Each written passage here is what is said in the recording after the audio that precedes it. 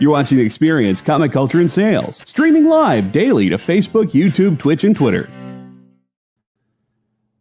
In the dying years of the 41st millennium, humanity faces a conflict unlike any other.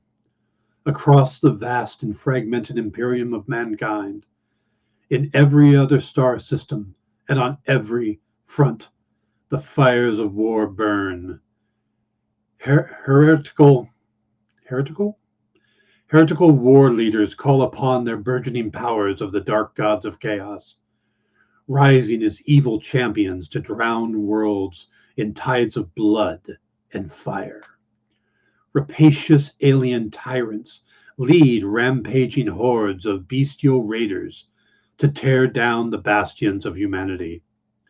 The galaxy shudders in the grip of reality-sundering storms that threaten to tear space itself asunder. And with every day that passes, the darkness between the stars grows wider and deeper.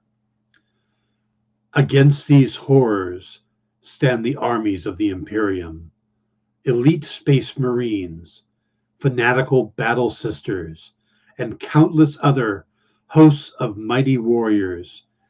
They will give their lives for the almighty God Emperor, who sits upon the golden throne of Terra. But will their sacrifice be enough? It's time to learn Warhammer. Stick around for the Dan Wickline Show.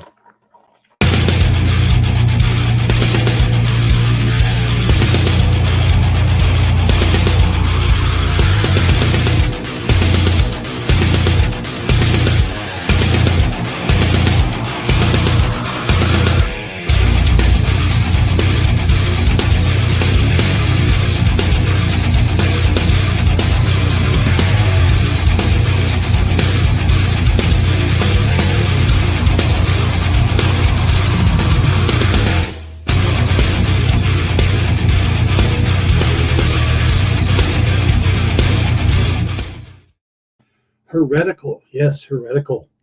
Hey, welcome to the Dan Wickline Show here on The Experience. Today we are going to be talking Warhammer 4000 or Warhammer 40K. I got into this recently before the Henry Cavill announcement. A few years ago when Spider-Man Into the Spider-Verse came out, I went to go see the movie, Lisa and I did, and we wandered into a store near the theater called the Warhammer store. And I was a little surprised that a store based around a tabletop war game existed. Now, I went in there and I had just started getting into Dungeons & Dragons, thanks to Matt Hawkins over at Top Cow. And I was going to be teaching Lisa's kids how to play. And they said, well, we teach you how to paint miniatures. And I thought, well, that's pretty spectacular. So we ended up going back there and learning how to paint miniatures and painted Siege of Agamar figures.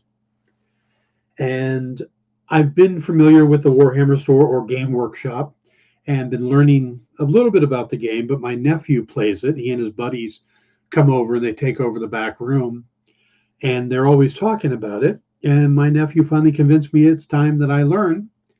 So I started looking into it and was doing some research. And then Henry Cavill comes out and says, oh, I'm going to lead the Warhammer cinematic universe. And I thought, wow, no time like the present. I think and then I see online all these people going, I need to learn Warhammer. I need to learn Warhammer. All right, let's do it together. Let's learn Warhammer. So, hey, Ed, good to see you. So we are going to talk Warhammer 40K, and we are being joined by Gabe, who has been playing Warhammer a very long time, right? Almost 3 years now. But I've been playing like the games and stuff like that for maybe 8 plus. Back in Space Marine, the first Space Marine game came out. That was when I started. Okay, and this game is going to be, 40 years old next month, or at least the whole concept of Warhammer? The whole, because it didn't start out as Warhammer. It started out as Rogue Trader, and before that it was Warhammer Fantasy Rogue Yeah. Traders, where Henry Cavill wants to go with the 40K, but it's almost 40 years old. And all those miniatures you can still use today. So that's the great thing about it. Oh, that's cool. Yeah, because I've actually been coming across some people saying that certain figures have been retired, or characters have been killed off. Yeah, my nephew does Imperium. Is it the Imperium? Imperial No. Man. Yeah, but he does the Imperial Guard, and one of their biggest warriors, he says, they got killed off. I mean, it's. I don't know much about the guard stuff. I'm a Xenos player, so I play all the aliens and stuff. Yeah. But the guard, you're gonna die eventually because you're not immortal like everyone else. And honestly, to become a veteran in the guard, just for retrospect, just for everyone, you have to live longer than 15 minutes on the battlefield. That makes you a veteran. After that, it's just like you get more respect. But no, life expectancy is very short for the guard. Yeah. Now, there is just a ton of lore. I mean, I've been getting into some of it. I mean, to get into this game from what I've seen, and you can correct me, but you really want to start by looking into the overall story and deciding your faction, because you have to buy miniatures, paint the miniatures, build your army, get the codex, or whether it's online or a physical copy. You got to get the core rule book, and then once you build up a 500 point army or 1,000 point army or whatever, then you can start playing. And yeah, But the faction matter selection is like the main point. Like before I even picked what faction I was going to play for 40K, I probably watched maybe 10 hours of videos on each faction and what they're about, because you want to play who you like the story behind them. If you want to play the bad guys and be the worst of the worst, you pick them. If you want to be like, there are no good guys, but you want to be the goodest of the guys, you want to play them. And each faction plays differently depending on like how they are. Like the Tau, for example, they're known as like the mecha people who shoot from far range with their giant robots, but they suck at melee combat. As soon as you get up close to the Tau, they usually just lose, even if they're in a giant mech suit. So you got to do your research on your factions, on how you like to play games, and who you like. Yeah. Now it breaks down into a couple different categories. Now I know there's the Imperium or the Space Marines, and there's a lot of different flavors of Space Marines, and then there's even kind of a separate subclass from the Space Marines of the Grey Knights. They're a little bit off because they're all psychers or have psychic abilities. So all of that's going on. And then you still have these other divisions of groups, and each one has factions within it. Mm-hmm. If you were going to give an overview, like, okay, these are the factions, this is how would you give an overview of this? So I like to break it down to 3 main factions you can start from. You can go the Imperium of Man, which is just, all the factions you just said. Then there's the Xenos, which would be all your alien races and stuff like that, like the Tyranids, the Eldar, the Drukhari, stuff like that. Then it goes into Chaos, and that's everyone loyal to Chaos, because that's an entirely different branch. It's just like Space Marines, but like they're opposite. Mm-hmm. Then when you go into each category, they get different, but there's the Space Marines, and then I agree with you, but I put Grey Knights different from Space Marines because they're not entirely the same. They have, if you delve deeper into the lore, they have no Primarch, so no like father of the chapter. Then the Guard, and then you got the Adeptus Sororitas, the Battle Sisters, who are amazing, especially their miniatures, which are just absolutely gorgeous. And then the Guard, and then there's the Inquisition, which is kind of a really small one, but it's basically like, I don't know, the CIA / FBI / everything of the Imperium, and they're pretty cool as well. But I think that's about it for all the. Oh, and Knights. Can't forget about Knights, the big boys. Oh yeah. Yeah, the Adeptus Sororitas was one of the groups I was looking into. My nephew did the whole rundown, and Adeptus Sororitas almost got me. And then at the last minute, I started doing research into lore and really dug deep into the Grey Knights and learned about Caldor Drago and Grandmaster Voldus and stuff, and some of the stories. And I'm like, all right, I'm in. I'm going Grey Knight. So now, how did you end up choosing Xenos, and what made you go that route? So I went for the Craft World Eldar, and I from the lore reading and everything else, I thought, I'm like an elf player when it comes to like most RPG games, stuff like that, Skyrim, all that stuff. And I was like, who's like the coolest guys out there? Got the coolest looking model. Some of the coolest looking models, some are still bad. But like the good story, like these guys, they conquer the whole galaxy, and then they're like, okay, I see the current empire's a little bad, so they decide to leave and go on these massive, like almost solar system sized ships and just live there. And then everything went down, and then now they're going around and like preventing chaos and like protecting the universe. Though they do it in like weird ways, like they'll kill an entire planet of humans, and then people will get mad at them. They're like, wait, that entire planet of humans was all going to turn to chaos and like attack everything else in the solar system. They just do it because they see themselves way high. They call humans monkeys because they're like so non-developed peoples and they're not like themselves. I just like because they're super pompous, and when you show up to the table with your army, you can like sort of act out how you would be. I'm all pompous and I know better than the opponent. Yeah, but that's how I led to the Xenos route. By the way, Slip, yeah, I'm looking forward to the Warhammer 40K stuff as well, the series and whatever they do with that. Danilo, good to see you from Canada. Triple B, glad you're here. Let's see, I saw a couple other names real quick. Jeff's here and Ed, so it's good to see you guys.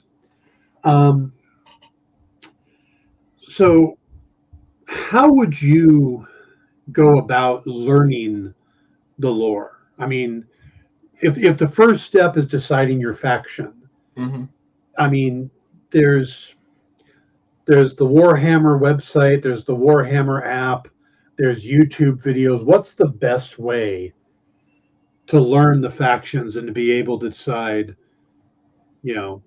because it's a commitment. Yeah. Once you pick your faction, there's a lot of stuff you need to get going to play, and it gets expensive. This is not a cheap hobby, and this isn't Dungeons and Dragons where you can show up with one miniature and your dungeon master is doing everything. You got to build an army, and yeah, I mean it's a chunk. So how do you go about deciding and learning the lore? So when I started, it was YouTube. I mean, I read books all the time, but I wasn't going to start buying all the books when I didn't know anything at all. But there's a lot of great YouTubers out there that do nothing but just cover lore. Like Luton, for example, he's like the face of Warhammer War on YouTube, and he'll make like 2-hour-long videos about what people eat in 40K, and you will sit there the entire time like, whoa, and like you'll really get into it. But he covers all the factions and stuff like that. There's like comedy YouTubers who cover it, like Major Kill. He's pretty good, and I love his stuff because he doesn't care. He does it just for the fun. Other than that, there's a lot of old shows that they don't really post anymore. But like, if the Emperor had a text-to-speech machine, he's pretty good because he just makes a comedy out of all of it, and you learn like the subtleties of all the lore. Like, oh, that's a joke, I should know. But yeah, the YouTube is definitely the first foot I would take into learning the lore. Then I would go and I'd start like looking at the models, because each model has its own different lore story. Like depending on like a Grey Knight Strike Squad is a lot different from a Grey Knight Paladin, right? And a Elder Farseer is entirely different from an Elder Spirit Seer. So learning the lore of the models that you want to get, and you can like sort of first off craft an army you want, then you can start delving out and like buying all the other stuff you need. That's how I built my army, and that's how I learned my army. Yeah, and there's a lot of intricacies within each faction. Again, I'm talking from Grey Knights because that's what I've been researching. But it's like I know that I've got Grand Grandmaster Voldus, and he's of a particular brotherhood within the Grey Knights. And I can only have one Grandmaster. I can't have the Grandmaster from, was it Grandmaster, I don't remember his name, but he's of the 7th Brotherhood, and I can't have both of them in the game. But I can have Drago in it because he's above it all. So yeah, because Drago, he's like, it's like with the craft worlds. There's a bunch of different craft world planets flying.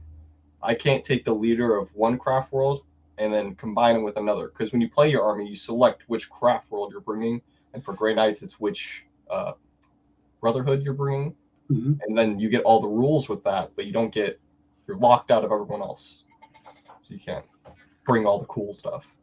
But it makes you have to come back next time playing a different Brotherhood each time, so you can flavor it up. Now, this is so choosing your faction, building your army, as in purchasing your army, then building your army, because these things show up on little sprues. I can show you. Yeah.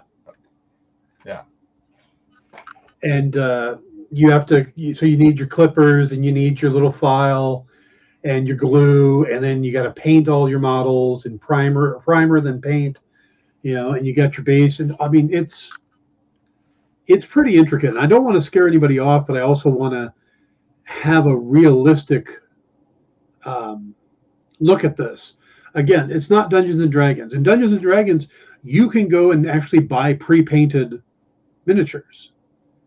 And I mean, you might be able to find some pre-painted Warhammer miniatures in the used market, like on eBay and stuff like that, but they're going to cost you. So you gotta go in this with your eyes open, and you got to do your research before you just run out and buy things. And this does feel like, okay. Let me ask you this: how much of the community are sticklers to detail? Like if I decided I want to do a Grey Knights army, but paint them all purple and gold, how many people are going to be like, no, you can't play? So when it comes to painting, no one's really a stickler, unless it's like really ugly. Then people are just going to make fun of you all the time, but they really don't care. It's mainly just teasing.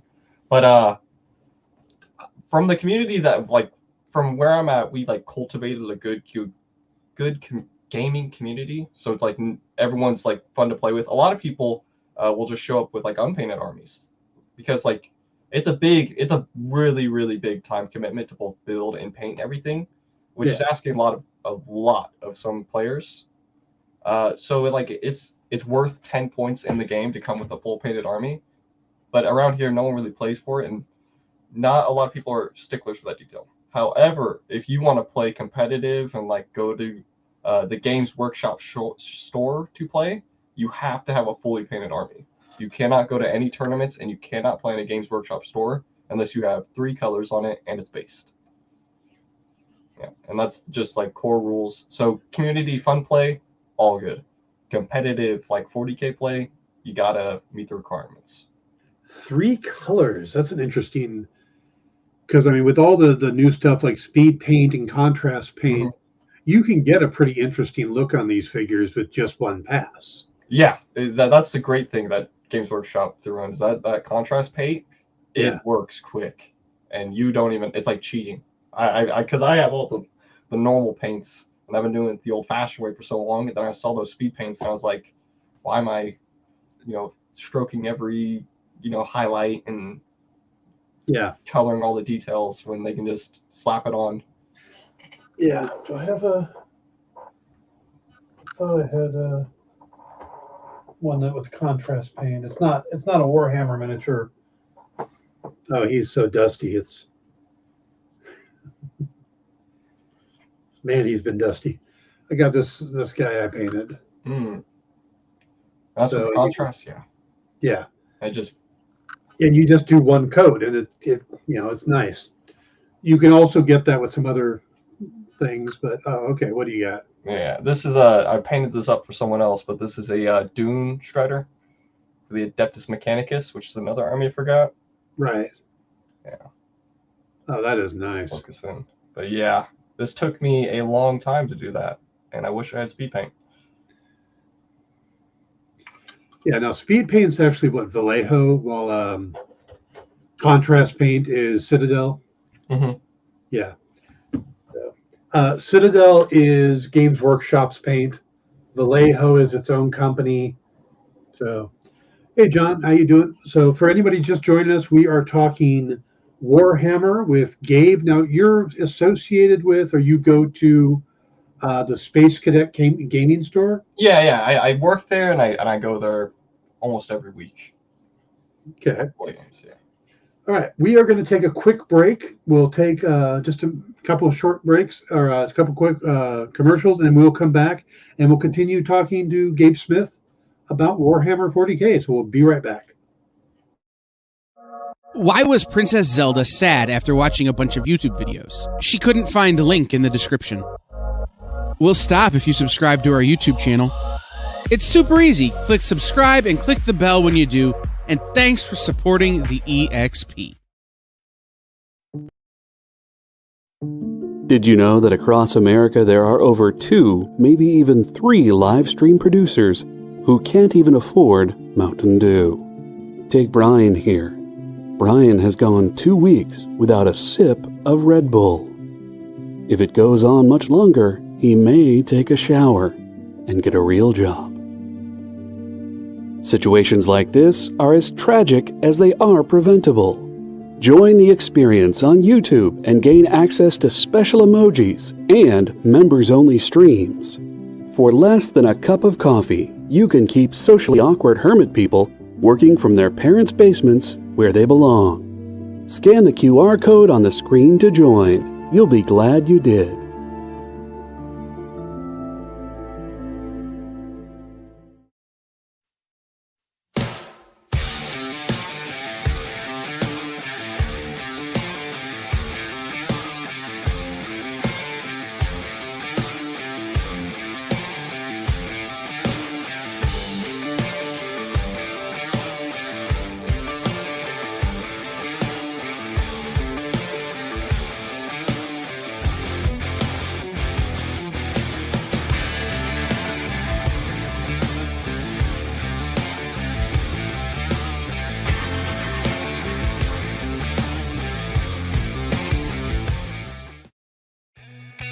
Programming on the EXP is made possible by viewers like you, or your local comic shop, or that Kickstarter you backed, or the publisher you like, or comic industry professionals who want to share a message with the world. Really, anyone who wants to advertise with us can. If you're interested in seeing a product you know and love, or are creating, or are publishing, or are involved with, advertised here on The Experience, and having your message shared with our viewers, please reach out by scanning the QR code below or visiting our website and using the contact form.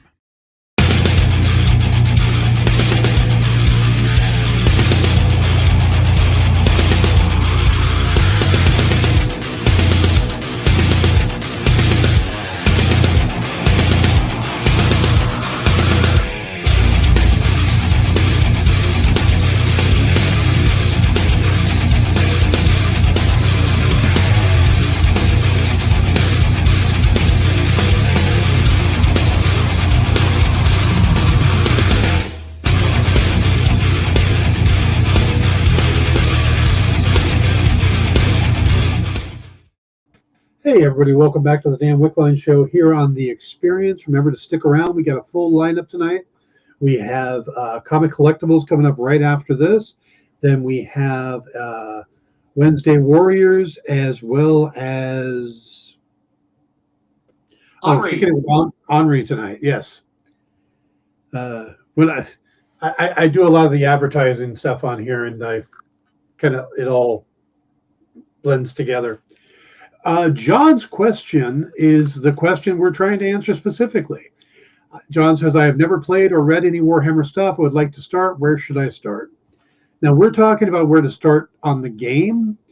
But if you're wanting to learn the lore, this is Gabe from Space Cadets Gaming Store, and he was recommending YouTube. There's a lot of websites out there, or a lot of channels out there that cover the lore, but also there are some novels and short stories and stuff that cover the Warhammer stories. There's also the Warhammer website and the Warhammer community site where that has a lot of short stories as well, from what I've seen. Is there anything I'm missing? I think you got most of it. Besides, their monthly magazine has a nice like maybe 5-page long short story, which is always like enthralling to like what's happening in the universe at the time. What's the name of the monthly magazine? I think it's called the White Dwarf. Oh, okay. Yeah, I've heard of that. Yeah. And again, now you can go into any gaming store, stuff like that, but there are certain Warhammer stores and Games Workshop, and they do some stuff specifically. I walked in and they gave me this card that has all these helpful websites on it and stuff, and I'll make these available to viewers. And they also gave me this Battle Honor book, which helps out a lot, has a lot of like the paragraph I read at the beginning was from here. Also, it has kind of an achievements that you can do. And once you do these achievements, you go in the store and they'll stamp it for you when you do them. They give you different prizes. So it's kind of like achievements in a video game. So I'm not specifically hyping that, but it is a good store to get started on. They'll even teach you how to paint. Yeah. So, okay. So step one is the faction, figuring out which faction you're going to be. What's step two? Step two is muscling up that cash and buying either your start collecting or model you want. That's where it goes. I think because there's these boxes.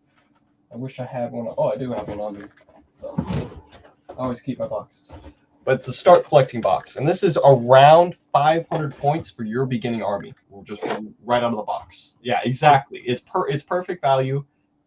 Usually you get $20 to $40 in value for all the miniatures, and most of them I've watched. There's certain YouTube videos like I forget his name, but he rates all the boxes' values on if he'll be using them in the future and if they're good. But most of them are insanely good. And I recommend anyone who's getting into their faction knows who they want to play. Almost all factions have a start collecting, or a combat patrol, as it's now being called. This is where you go. Yeah, I went that same route. I picked this up, and this particular one comes with 12 models. It comes with the Nemesis Dread Knight, which is the big guy here. It comes with a Grey Knight Strike Force, a Grey Knight Terminator Force, and a Brother Librarian. So, and this is 500 points right here. So I could build these, paint them, and jump into the game. But you also need to know the rules. Now, there's a basic rule book for the game, and then there's rule books for factions called codexes, right? Yeah. Now, you can get a lot of these online. The Warhammer community, you can get PDF versions of them. But not the whole thing, because they won't give you the whole thing of the codexes, just because that's how they usually make their money per each army. But you can save money for anyone new and trying to get into the hobby. Is that core rulebook you don't really need. It's nice to have, but a lot of the rules in it have been changed already. Like almost, like, I'd say like 60% of the rules are different. So I think the best way to learn how to play is from a local game shop, and that's just someone going over teaching you a beginner game. It's just to find a beginner game. Your best resource is other people in the community, because if you're going to play 40K, it's a good way to break you out of a shell, and it forces you to go about, talk to people, and get into a community, because that's like the best part of it is, building that little community. Now, this isn't your typical tabletop game. this isn't like I go back to D&D because I think D&D right now is probably the most popular tabletop RPG, where this is more of a tabletop war strategy game, right? I mean, what is it officially referred to as? I think it is officially a tabletop strategy game. Okay. I think that's like the official use of it. But I could get where you're saying where it's a war, because there is only war in the 40th millennium. Yeah. 41st millennium. Don't want to get. Yeah. And unlike, again, with D&D, you've got all these different dice you use. There's a 10-sided, a 20-sided. This is all basically 6-sided dice. You use 6. Yeah. I mean, you can use the other dice, the other dies to keep track of your hits and stuff like that. Mm-hmm. I've seen them do that, but overall, all your moves and stuff are with 6-sided die. But I'm seeing guys carrying like 36 dice at a time. It all depends on the faction. Some armies will be like, okay, I'll shoot you twice, but as soon as I get in melee combat, I'm gonna hit each miniature in my 10 miniature squad is gonna have 8 attacks each, and I'm gonna have to roll them all, and I'm gonna have to pick out all the misses. And if there's a reroll, I got to reroll all the dice that miss. It is a lot of rolling. Orc players, there's that thing they can do usually that makes them roll 80 dice every shooting phase. And if you want to be funny, they'll be like, I have an app for it. If you want to use the app, you always make them roll. It's just fun to watch. Yeah, I've been watching some online games, and you see these guys, and they got these big handful of dice. And it's funny is I actually ordered some dice to use, and they're not your standard size 6-sided dice. They're a little smaller, and I think that's basically so you can get 36 and 40 in your hand at the same time. Yeah, those ones, I love those little bricks of dice. I have like 3 of them for 3 different armies, because I like to use dice that match the armies. I'm a nerd, but yeah, you gotta have special dice for all your armies, so you'll probably get more of them. Yeah. Now, and they do make specific dice for each faction. I've seen those, and they're always nice. Yeah, yeah. I the only reason I didn't get the Grey Knights dice is because it's light gray, white numbers on light gray, or white dots on light gray, and I'm old. I need more contrast to see things, but I had thought about it. But all right, so if we built a checklist, we need our army, which is a combat patrol pack is a great way to start. Mm-hmm. We need our codex. We need our dice. Hopefully you're playing against somebody who has a terrain, so you don't have to worry about that. Your LGS got you covered there. Yeah. Yeah. What else do you think you need? What to we can talk about the craft side of it. You have your 500 points right now. You just need to figure out what you need. Yeah. You need a tape measurer for sure. That is you can't play the game without that. That is a must-have. And I find it interesting that everything is talked about in terms of inches. Yes, everything's in inches. Yeah. One of the things they do in Dungeons and Dragons is they talk about each square is X number of feet and how many feet can you move and stuff like that. So you got to have this mental conversion going on and count the number of squares and stuff. And in Warhammer, you literally pull out your tape measure and go, okay, I can shoot him within 24 inches. Mm-hmm. You pull out your tape measure. Okay, he's within 24 inches. And is he in line of sight? Yeah, I can see him. I just think that's awesome that it just kind of eliminates a lot of the role playing. Role playing element.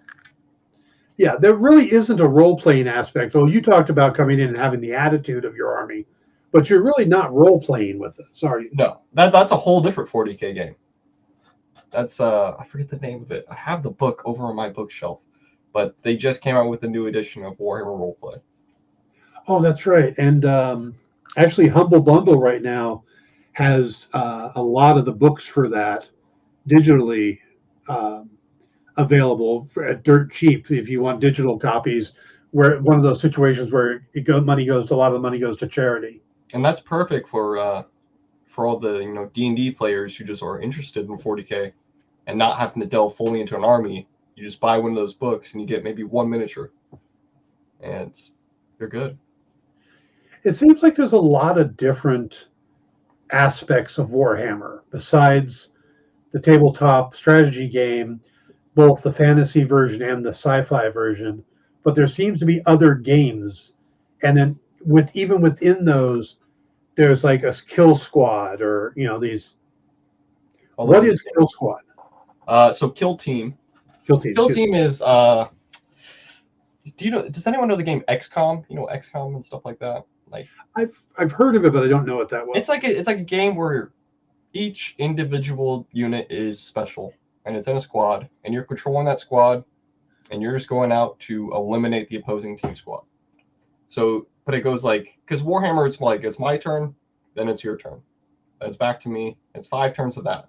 Kill Squad mixes it up and changes the rules. So it's not like 40K. It's more like you're a squad in a tight urban area fighting against another squad to be the last one standing or to complete all the mission objectives. It's more condensed. Okay. That's something I also noticed is the mission objectives and secondary objectives. I watched a game between Grey Knights and Chaos Knights. Mm.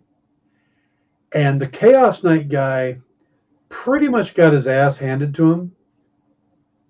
All his miniatures were being knocked off the board. But he focused on the objectives. And by the end of the 5th round, he had more overall points. Mm-hmm. Because he had done all the objectives, and it isn't just about taking out your opponents. How does that work? So it's a game, and there's going to be matchups, but nothing's forcing you to fight the other person in 40K besides the objectives. So your primary objectives is something the mission y'all have picked tells you what to do, like be on 2 objectives or 3 objectives for more points, or have more objectives than your opponents. And there'll be random, like you just take a poker chip and you put that on the field where the book tells you to, and it will tell you if you're within 3 inches of this poker chip, you'll score that objective. And then you can like fight over the objectives of who has more people on it, or if you have OBSEC and not OBSEC. And that's how you gain your points, and you gain them at the start of your round. Then secondary objectives is where a lot of factions struggle and strive. Secondary objectives either are faction specific, like I can choose this one because I play Craft World Eldar, and you can't since you're playing Grey Knights. But then there's the same vice versa, that there's Grey Knight specific ones and then Craft World specific ones. And then there's the generalized ones where anyone can take them, and that's where a lot of the decision making is made in secret before the match begins between the two of you. And then you'll reveal them to each other, and then you'll score them as you go along. So it's and every year they come out with a new mission book, and that determines what the new secondary objectives will be and what the new like primary mission objectives will be. Okay. So, and they've done an extremely good job balancing it all out with this last book that I think has gotten a lot more people playing. Now, can you play without the secondary objectives, or? Oh yeah, if you just want to show up and you just want like, hey, let's start shooting each other across the field, that is perfectly fine. Some people like the objectives just because it's just part of the game and gives like mission prioritative, and no one wants to spend all day, because these games, when you play 40K, you're locked down for at least 3 hours. Yeah. And if it's your first time playing, it's going to be maybe 4. So the mission's kind of like force an end goal rather than just bashing each other's armies. Now, and each person takes a turn, and there's different phases in each turn, right? Mm-hmm. There's the shooting phase, the psych phase. So what are the different phases in a turn? Okay, so first we'll start with the command phase. The command phase is where you gain a command point, which allows you to spend on like certain stratagems, like special army abilities that you can use. Then it goes into, after that, then some armies have things they can do with the command phase, like they can tell a unit to shoot better, or if you're the Astra Militarum, I don't know if it still works like this because they just got a new book, but they could tell units to do things, like that unit shoot better, that unit charge forward, stuff like that. The Necrons make a big use of the command phase. Then it goes into the movement phase, and that's when you'll move your stuff. You'll advance your stuff, which is just rolling a dice and adding that many inches to your move. And it affects everything. And then after you're done moving, you'll move into the psychic phase. And then you'll start, rolling dice to cast spells against your opponent. And then if they have any psychers as well, they can try to deny them. It's a little back and forth here. And then we'll get into the shooting phase, which is usually one-sided if your army shoots a lot. And you'll just start rolling and shooting at your opponent. Then after that, you charge at them. Pretty simple. You have to be within 13 to charge. Then you roll 2 dice, and that's your charge, based in inches, if you make it or not. For the Emperor, yeah. Then after that, you fight. There's a lot of phases. Then you start fighting. So the charge is different from the fighting, because if you charged, you fight first. If you haven't charged, the enemy fights first. So if you have a unit already in combat that you didn't charge, they'll fight before you. Then there's so many mechanics, since they keep adding them, like fight last and fight first cancels fight last, and charging cancels fight. It's so many nuances that they keep going into. Then after you're done killing each other with guns and blades, you'll get to the morale phase. And the morale phase is if I lost 8 of my buddies and I have 7 leadership, I'm running away unless you roll a 1 on the dice. And if you don't roll a 1, I run away. I'm off the field, I'm gone. It's just a lot. But then again, a starter game with someone you know at an LGS is perfect, because you'll go over every step one by one. Right.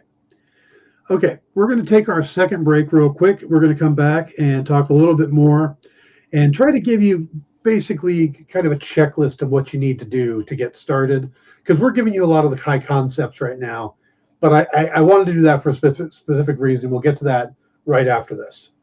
Did you know that every experience show, including some exclusive content, streams on Twitch? Check it out. Twitch.tv/the_EXP. Or just scan that QR code.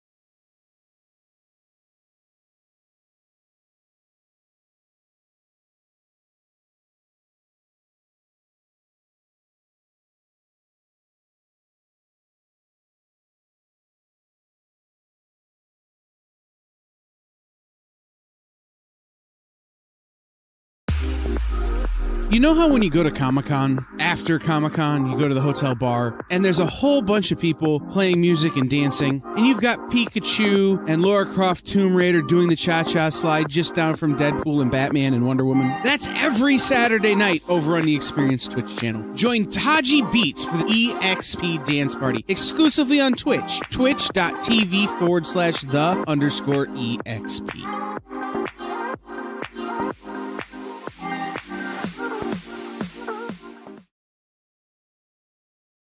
Hi, I'm Kieran X. Quinn. I work on Legend of the Night Owl with Legacy Comics, and you're watching The Experience.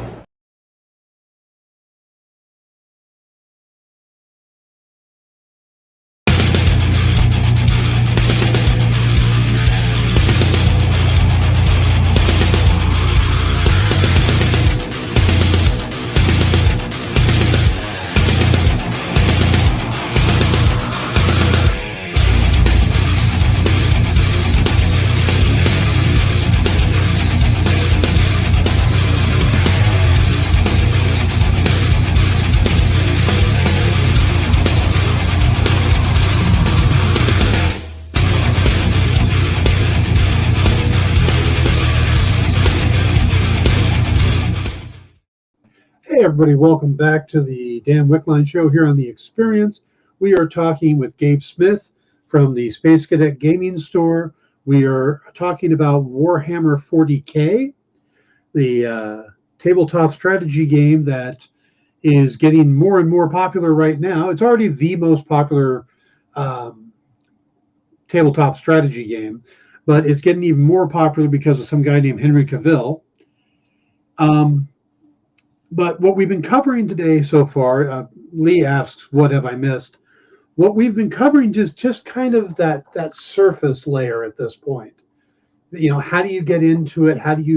Because there's a lot into this. I mean, I have spent probably the last 2 weeks taking a deep dive into it, and I've yet to even play a game, but I've watched a couple games online. That's one way you could do it. I've also talked to players and started researching the lore, figured out which faction, and I guess there's two basic approaches the way you could do this. You could go to your local comic shop or local gaming store, whether it is, like I said, an independent one, if it's Games Workshop, and see if you could get into a game if somebody will show you how to play the game, which is a really good approach. I know specifically at Games Workshop, they do free games or teaching games, but then this is their game, so they want to do that. I think local comic shops, if they have the time, there's probably somebody who would walk you through a game and have the miniatures and stuff to do it. And I think that's a great approach, because then you get a flavor for it. But also, if you are a tabletop player, whether it's D&D and stuff, and you're looking for something new and different, but has aspects of what you already like, I think this is a great way. And you could go it from the other route of diving into the lore, learning the factions, and working from the story point of view to figure out which group you want to run. But to give you an idea, if you are going to go about it, we've already talked about things you need to play. You need your dice, you need your tape measure, you need your army, you need your rule book. And that's and an opponent. Yeah, that would help. Yeah. They tend not to sell those at the gaming store, but you could probably find them there anyway. Yeah, they usually are in the back, in the darkest, dampest area, just painting their own little figures. Yeah, they're over there, just little brush. Yeah. Now, if you're building your army, we talked about the combat patrol box.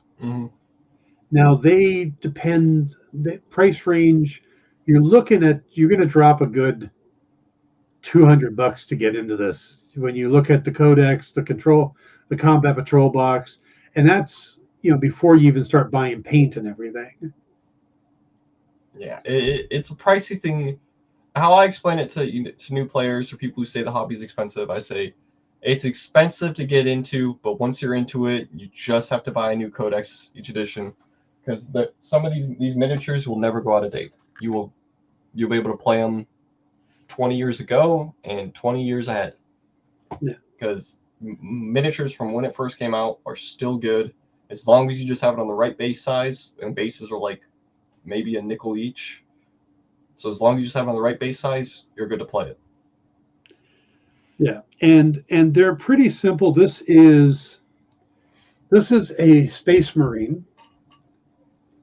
Now, this was actually given to me at the Game Workshop.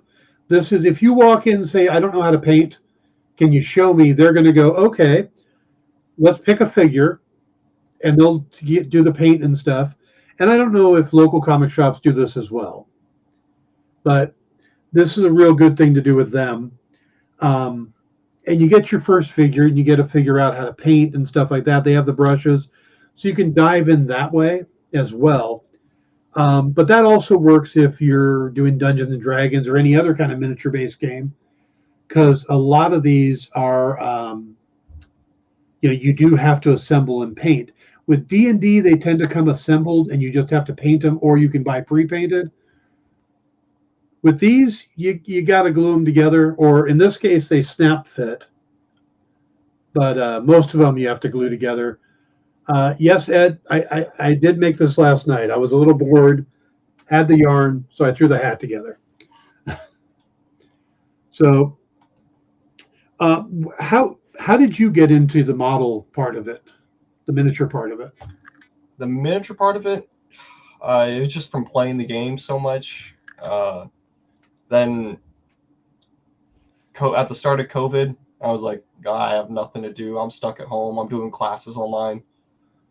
40K is something I always thought of, and I was like, well, what if I just dip a toe in? So I originally went to a Warhammer shop, and I just bought a package of Dire Avengers. That was the name of the squad.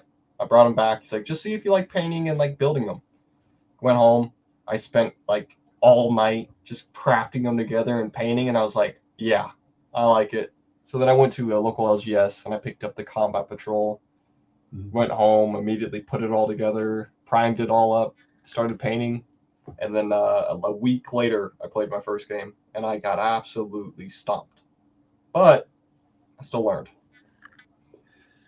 Well, I have a feeling getting stomped is going to be a normal thing for the first couple dozen games. Yeah, I at the time my army was the worst of the worst, so it didn't help with that. And I was like, okay, but I still learned up on nuances. And when your army's bad, it makes you a better player because you kind of have to like trick your opponent into doing something wrong. Mm-hmm. So it's good to get beat because then you learn new tricks and tidbits. Now, another interesting thing I've noticed with the figures is there are generic figures like our friend the Space Marine here. Mm-hmm. And then there are named figures like, you probably can't see this one. Yeah. Or I picked up Grandmaster Voldus. Mm-hmm. And most of the name figures have a huge lore behind them as well. Oh, yes. So Celestine's book is probably one of the best Warhammer books I've read, just because it's all about her and like her little story, and each named character either will have a series or a book, sometimes both. Yeah, so I mean, there is a lot of backstory and lore to get into. So it's more than just, it's more than playing Stratego, mm-hmm. Or chess, because every figure and each composition of team, like it's a strike team or a paladin team, they've got a story of its own. But then the specific named people, like I said, I looked up Kaldor Drago, and he has this just insane story of being sucked into the void, and now he pops out and drops into the middle of battles and helps out, and then as soon as it's done, he gets pulled back into the void, and it's this really just horrific story for this poor guy who is constantly in the middle of battles. That's all he ever gets. His entire life is war, But at the same time, you put him in your army, he's going to kick some ass. Yeah, they act the part of their story. Yeah. Like Celestine, the lady I just showed, she's kind of the same way. She's like a saint, is what she's called, Saint Celestine of the Empire's faith, because they all believe the Emperor is the god, the god of mankind. I don't know, he has too many titles. But she shows up at battles at the most desperate points and just, she kills everything.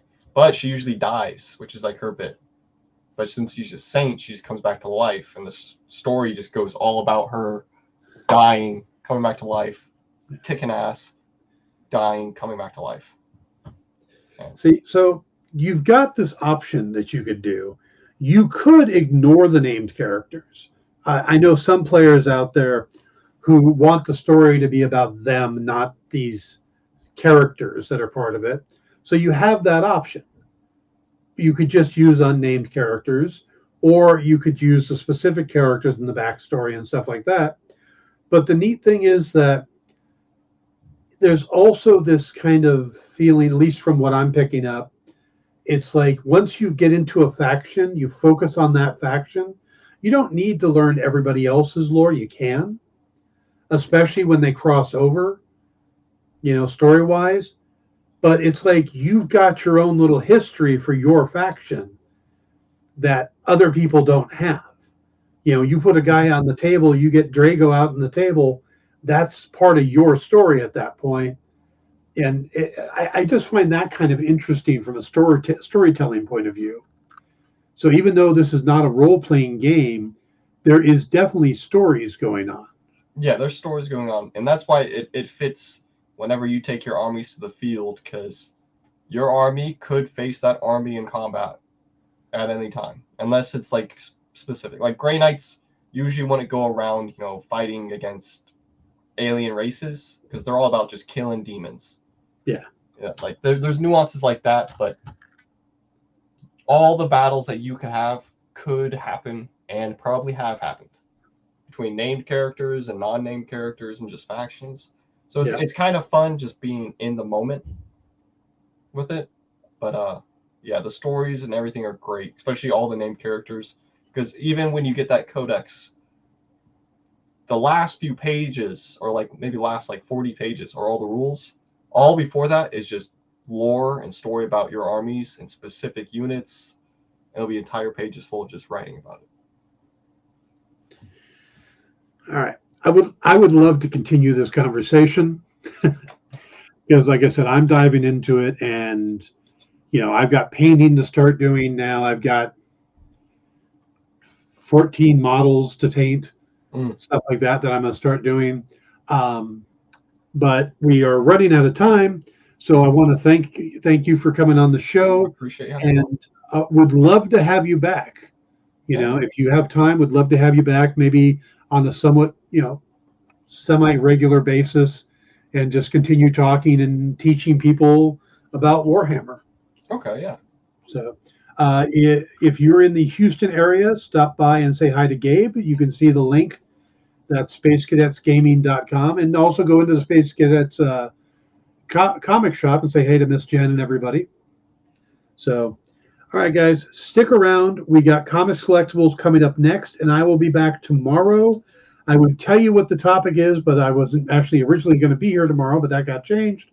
So sometime between now and tomorrow, I'll come up with the topic. So again, thank you, Gabe. I hope you guys enjoyed it. Also, if you have any questions about Warhammer, send them in to me, get them to me, and I can either find the answer myself, or we can reach out to Gabe and see what we can find. So, all right, everybody, have a great night, and we'll see you tomorrow. Good night. Good one.